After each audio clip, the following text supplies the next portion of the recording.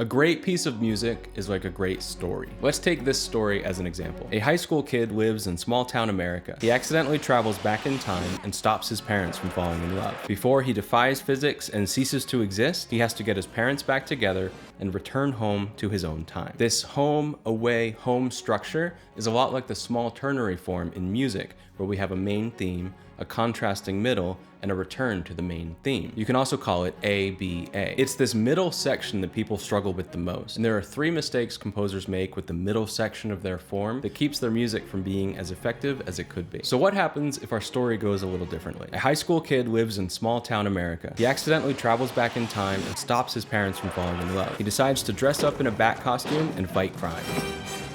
Seems ridiculous, but that's mistake number 1. Having a B section that is too different and unrelated to your A section. People struggle so much with this idea of what do I do next, and don't appreciate that they've already set up the characters and world of their story. In Tressn the Merchant from the Octopath Traveler soundtrack, the B theme melody starts with the exact same material as the A theme, just up a fourth.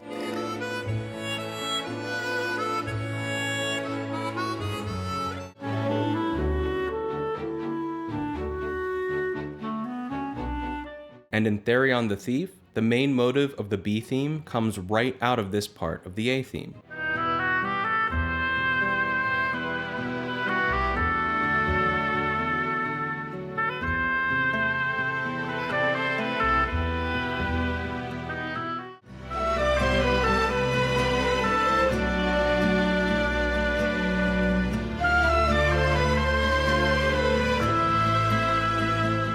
You shouldn't be coming up with a brand new story in the middle of your piece, but instead should be reusing or adapting the characters you've already set up. Or how about this? A high school kid lives in small town America. He gets the DeLorean to 87 miles per hour, doesn't travel back in time, and goes to school the next day. Mistake number 2 is not getting far enough away from home, so there's not even a journey or story to tell. Since we know we want to keep our characters and setting in the same world, the most effective way to give your piece a lift in the B section is to move to new harmony. This could mean modulating to a new key, or even just starting on a chord other than 1. Of the 8 themes I analyzed from Octopath Traveler with the small ternary form, 7 of them had a B theme that started with harmony other than the tonic of the main key. For example, in Cyrus the Scholar, the main theme is in F minor, but the B theme starts far away on the 2 chord of the relative major key of A flat, which is extremely effective at giving us a sense that the story is moving forward.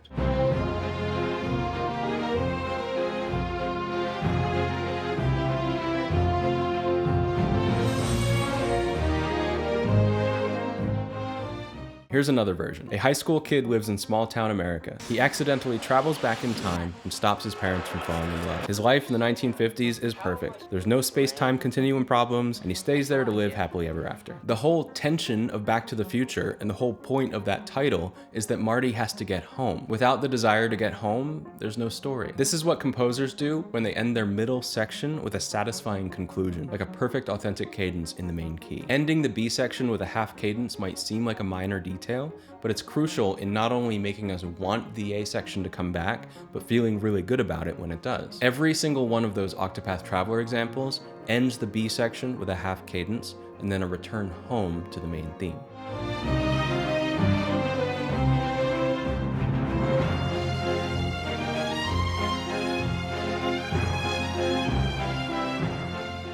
Another great way to make your B section different from your A section is to give your A section a very square 8-bar form and your B section a much looser, longer structure. To learn how to do that effectively, check out this video here. Thanks for watching, and I'll see you in the next one.